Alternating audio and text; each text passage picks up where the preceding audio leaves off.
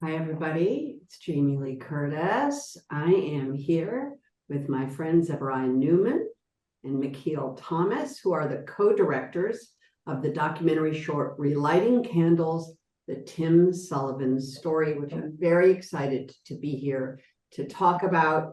I love this movie. I love what it's about. I love who it's about. I love how it was made.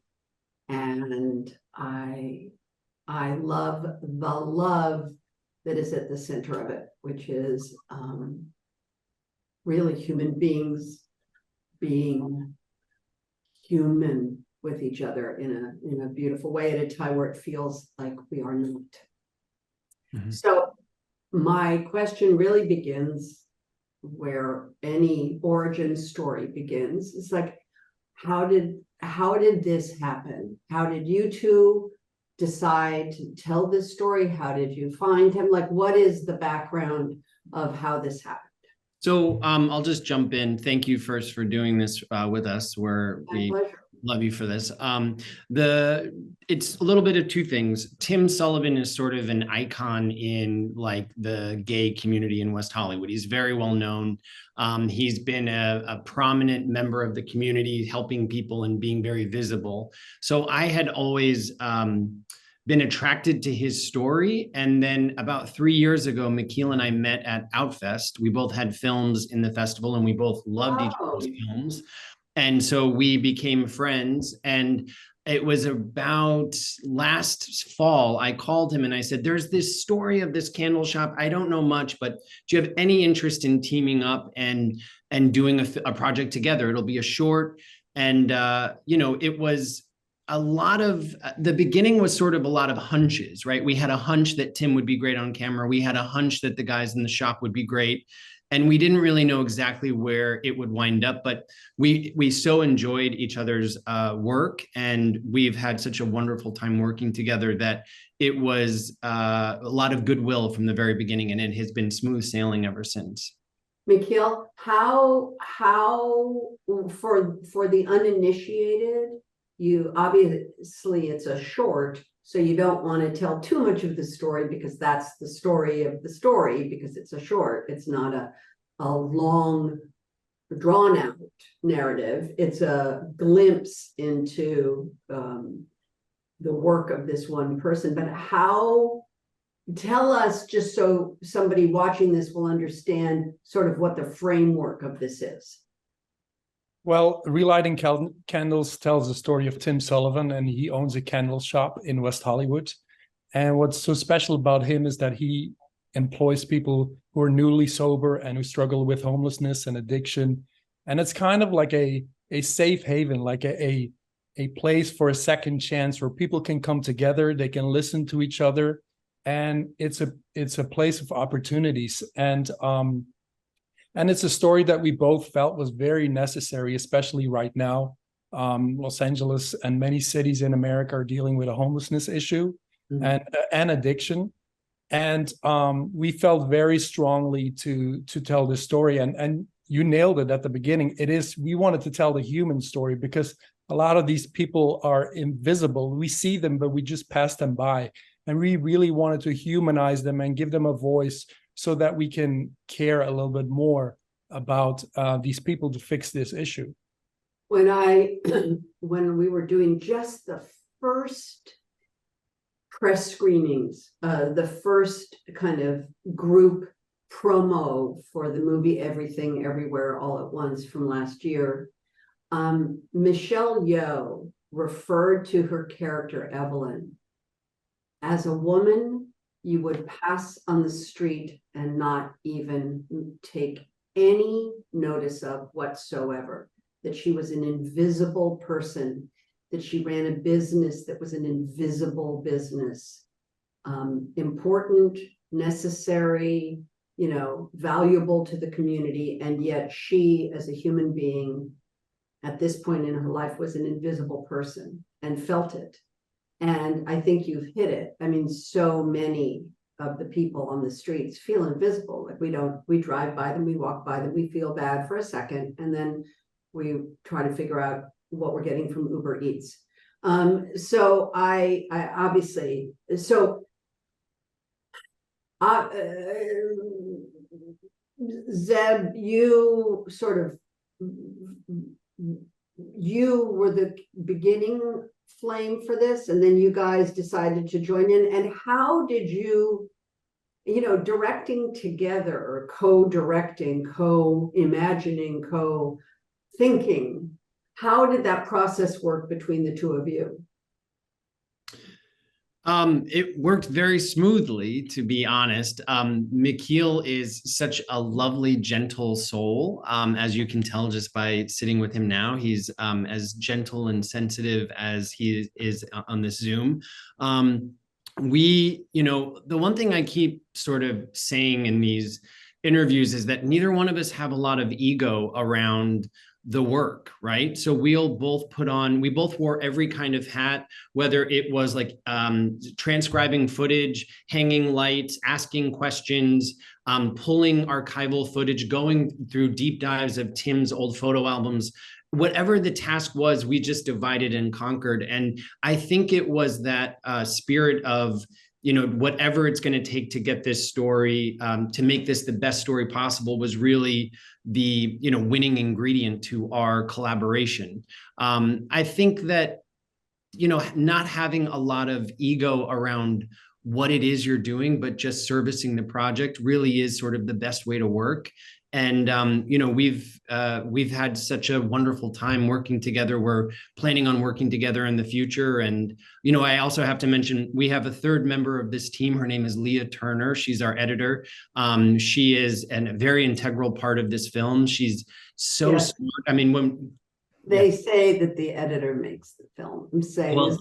I think even absolutely. the greatest directors will say that. Yes, I don't know if Michiel wants to talk about Leah. She's incredible.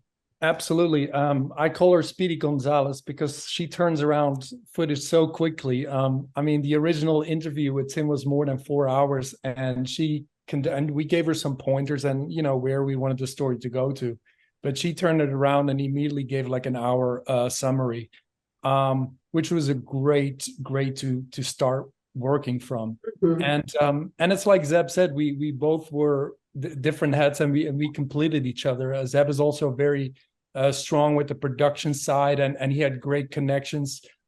Being sober himself, he was also very knowledgeable about the subject, and had very important and vital input there. So I think like we kind of elevated each other and we learned from each other. So it was absolutely a great, flawless collaboration.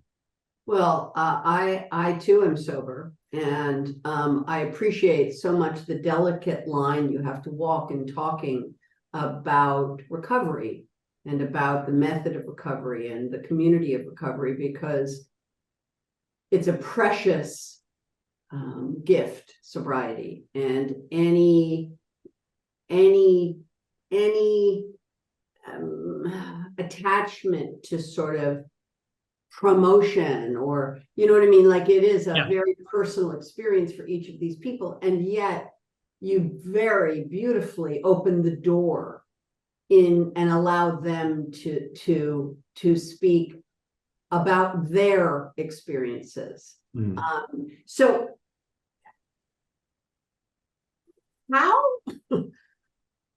how did you approach the people to be in the film? How did you first approach Tim?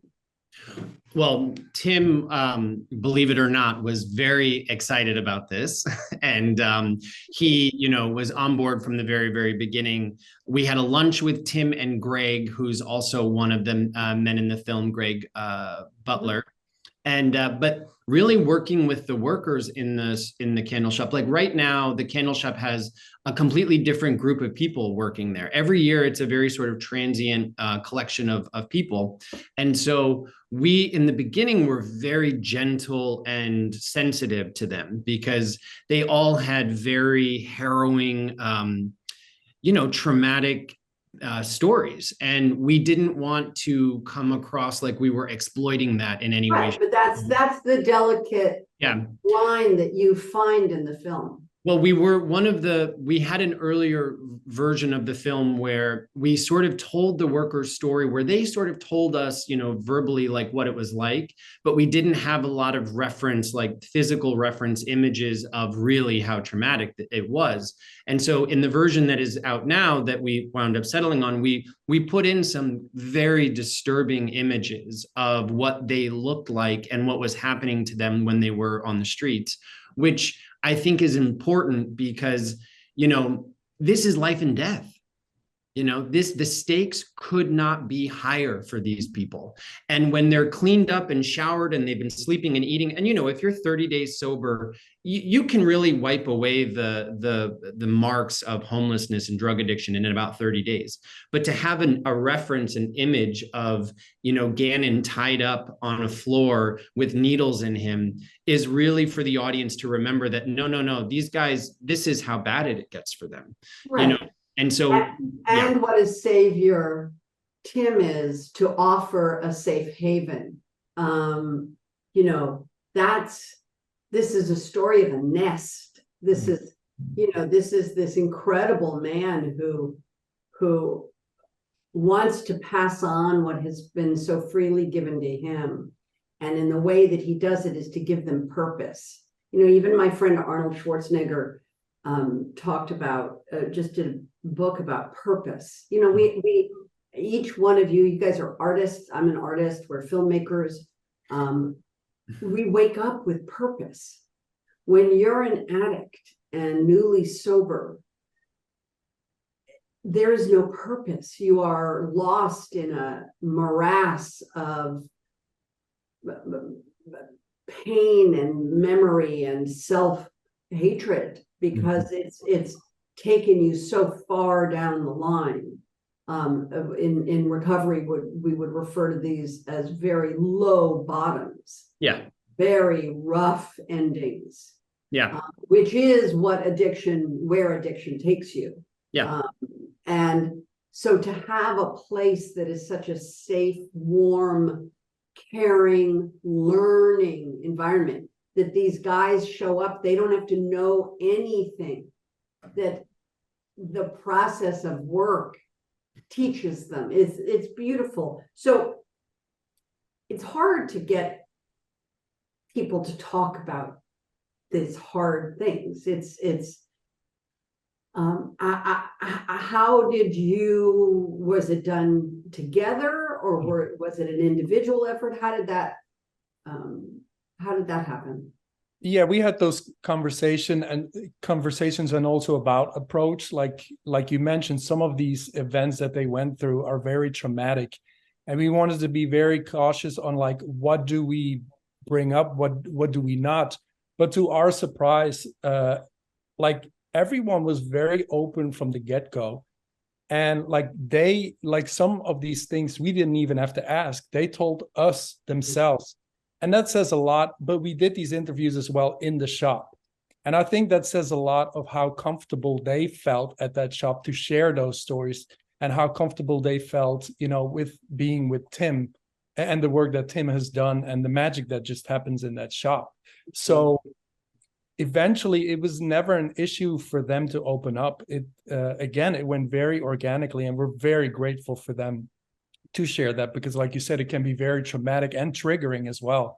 So we wanted to be very cautious about that. There was one of the men in the story, Ray, who was in a drug psychosis and went out on the ledge of his apartment building in downtown Los Angeles. I think this was maybe like 4 years ago.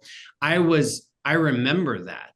I remember one of my friends was working with Ray. I remember turning the news on and seeing him on the side of his building running up and down. And I remember the day we were going to talk to him about that. I was nervous. I was legit, because I did not want him to feel like we were going to take advantage or exploit that. But the fact that he was so willing to talk about it, and he even said, I have footage if you need it, it was like such a helpful and generous offering from the workers to us as filmmakers, you know what I mean? To really just trust us that we would honor their stories, and that the whole idea is that it might help someone else, right? Right. Well, the phrase in recovery is you're only as sick as your secrets. So for me, what was very clear is that these people wanted to participate in your storytelling because the mere fact of their survival, the mere fact that they have found their way to this little candle shop and that they've been willing to learn and be willing to be mentored, tells you that they want to live. And if they want to live, they know they can't hide from the past. That's not going to help them. It's only going to hurt them. And so I think that's very clear in the movie. You know, it's beautiful because it's service ultimately.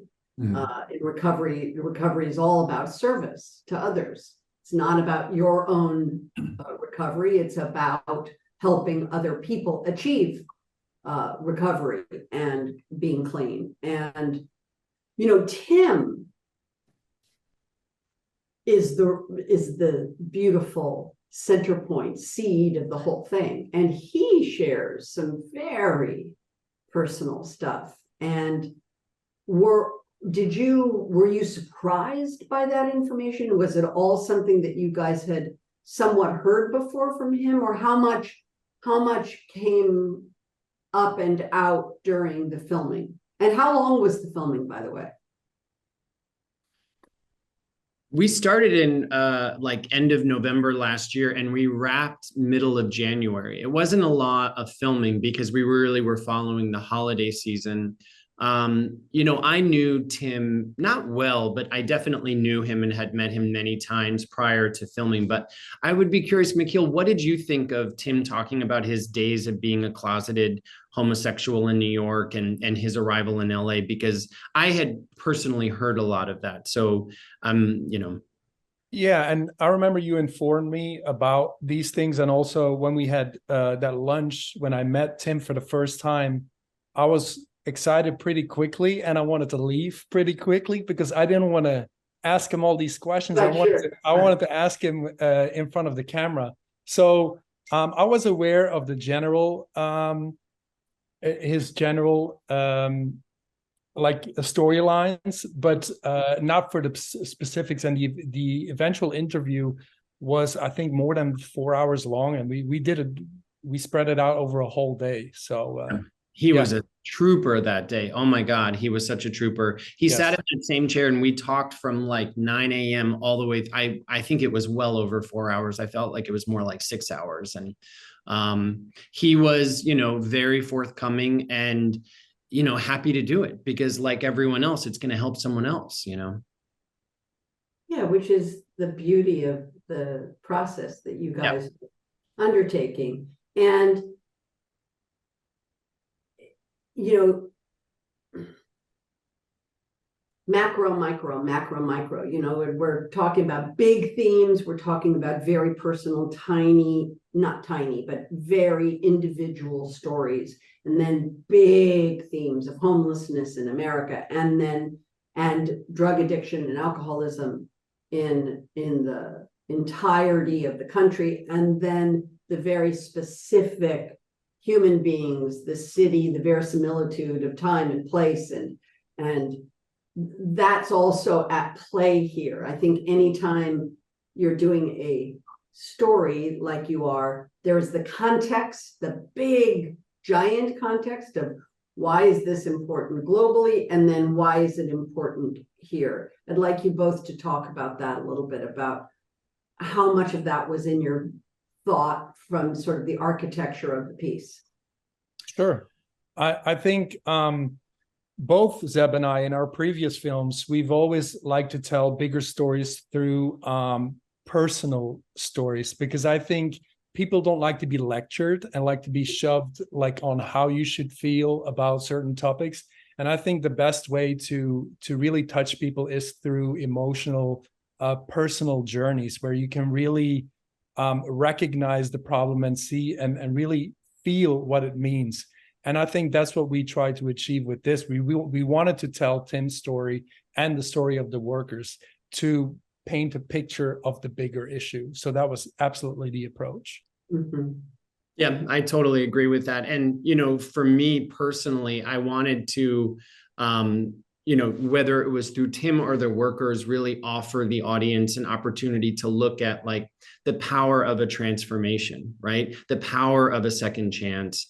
That as long as there's life, there's always hope. You know, for me personally, in my own journey, I was one of those workers. In my 20s, I lived on Skid Row, and you know, I don't have any trace of that in my life today. And it was really the kindness of people like Tim in my life that got me out of that situation. And so I always want people to feel something and think differently about an issue. I would love for people to think differently about homelessness and drug addiction in Los Angeles and in their cities, wherever they are. But I agree with Michiel. We don't want to make a PSA.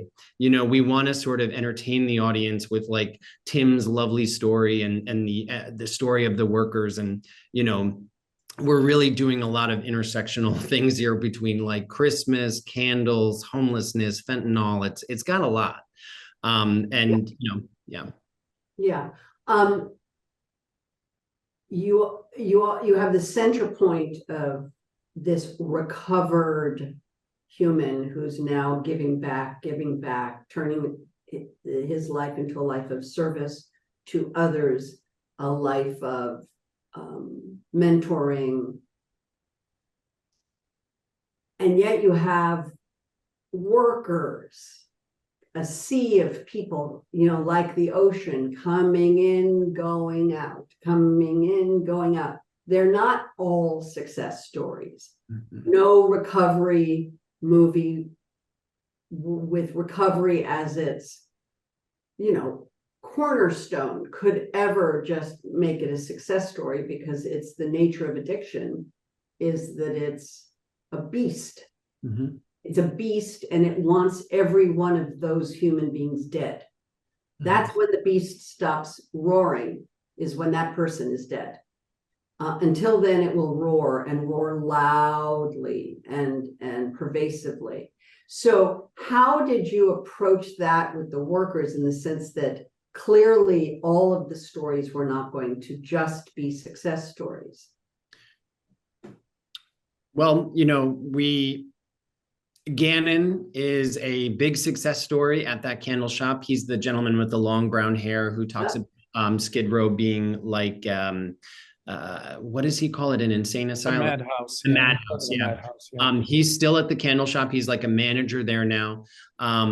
You know, the candle shop has lost touch with some of the workers from that year.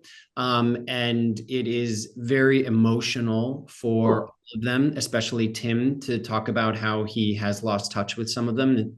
It provokes a feeling of fear when phone numbers change, or, you know, someone just disappears, or voicemails are full, that kind of thing. And, you know, in our film, we got very lucky that when we were filming it and making the film, everything kind of seemed okay, you know? And so, but the reality is that life has gone on and not everyone has stayed sober. And, you know, that is a huge part of recovery. You know, I always like to say I'm sober today. Right? I'm sober today, and I'm so grateful for my sobriety today. But I personally know that, you know, if I take my eye off this, I might not be sober tomorrow. And that is scary enough for me to stay with my eyes on the solution at all times. And, you know, we love those candle shop workers, and, you know, we're rooting for them. We are the movie is a big rooting for. Yeah. It's steeped in your genuine belief in the possibility of these human beings having a second chance at life, and with Tim as their beautiful benefactor and helper.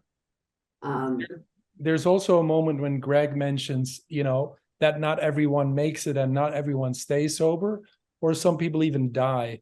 And for that part, the shop is also very beneficial, because it's a place for people to come together and to mourn, and again to share those stories and emotions when they go through a hard time. So, you know, the shop is there for the good days and the bad days. Yeah, of course. And is there a special, I mean, when you enter people's lives and you come in with cameras and, you know, I've only been on one reality show where I was on the Desperate Housewives of Los Angeles. Beverly Hills. Beverly Hills, sorry. Yes. And, you know, I did an appearance to support Children's Hospital Los Angeles. And, but I'd not been around a sort of documentary film crew. And, you know, in that case, it's like a reality film crew. But it's not dissimilar to making a documentary. You are not there.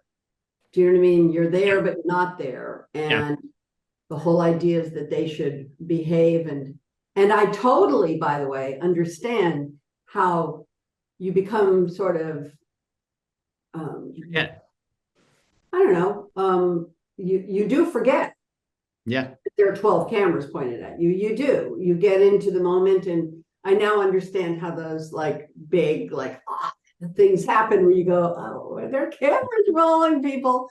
But is there a special fun memory that you guys have from the shoot that where that line got crossed and you guys were like, did something happen? Yes. Well, we were filming, there's a shot in the film, a drone shot. What we wanted to show when Tim's business starts to disintegrate, we wanted to show how small a small business is in a big city. So the idea was we got a drone and we were going to sit Tim in front of his old shop and then go out to show how big the city is.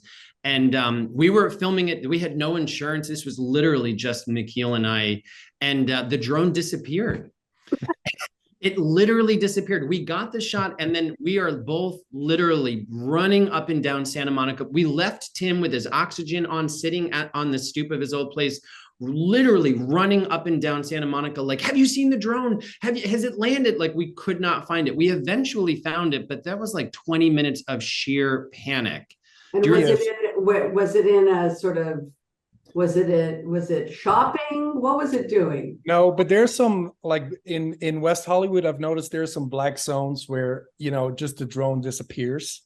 And the best button for the drone is the return to home button.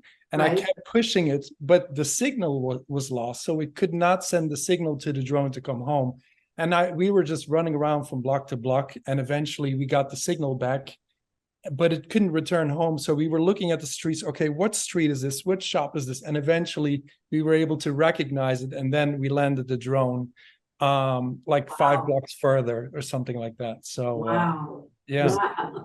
Yeah. By the way, it's such a great tool because the perspective that it gives you of just the humanness of the story, the ginormousness of the problem, the expanse of the population that the problem affects, and then that one solution. Like, you reverse the drone shot, and there he is. There is the solution. One day at a time, there is a solution, and I love that. It's a great tool. Before I lose you to your busy work lives, what can we look forward to? I mean, Zeb, you and I know about one little thing you're working on, which I'm sure you can't talk about yet, but is there, what's next for young talented filmmakers? Michiel, do you want to? I'm sticking to Michiel. He and I are working together we're in very early pre-production on a documentary feature about a very successful Broadway show from the 80s and the backstory behind that. And then I have a project that a very sort of early project that I'm very excited about that I can't really talk about. But we're going to take this show and keep it moving. You know, like, we have found a very nice rhythm. Me, Michiel, and Leah work just so well together, and we enjoy what we do. There were so many times where on set, I just would say, I can't believe we get to do this. Like, I cannot believe that, like, this is what we're doing with our lives. And it's like the only thing I ever wanted to do. So And we also started doing this project while we were both working on our own projects. Like Zeb has another short documentary that he released. I have an upcoming documentary series that's going to be released next year. So it's pretty cool how we found the time to do this together and to see how it's grown throughout this year. Because we didn't really know, like, we didn't really have, I don't want to say expectations. Of course, we had big expectations, but we didn't really know what it was going to become. And to see how it's grown, gotten attention, but also how Tim is being celebrated.